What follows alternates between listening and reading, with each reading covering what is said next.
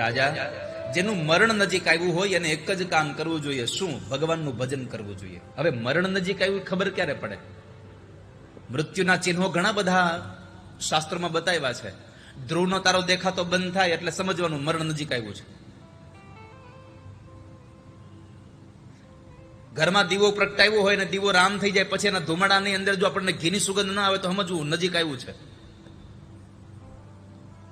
ઊંઘની અંદર આપણે સુતા હોય ને નિંદ્રામાં સપના આવે, ગધેડા ઉપર બેસાડી અને આપણને દક્ષિણ દિશામાં લઈ જાય છે તો સમજવું મૃત્યુ નજીક આવ્યું છે. આ બધા મૃત્યુના લક્ષણો છે નજીકના. પણ જેનું મરણ નજીક છે એનો વાત આ શબ્દ અહીંયા એક ભાગ બતાવે છે કે મરણ નજીક કયું કહેવાય? તો કહે છે જે શ્વાસ અંદર જાય એ પણ મરણ હોય અને શ્વાસ બહાર નીકળે એ પણ મરણ હોય. અને એટલા માટે ભગવાન કૃષ્ણ બોલ્યા છે, અંતકાલે ચ મામેવ સ્મરણ મુક્તવા કલેવરમ. અંતકાળે મારું ભજન કરશે ને કોઈ દિવસ દુઃખ નહીં આવે. અંતકાળમાં મારું ભજન કરે. તો એ પરમાત્માએ કહ્યું કે રાજા, જેનું મૃત્યુ નજીક હોય ને ભગવાનનું ભજન કરવું જોઈએ.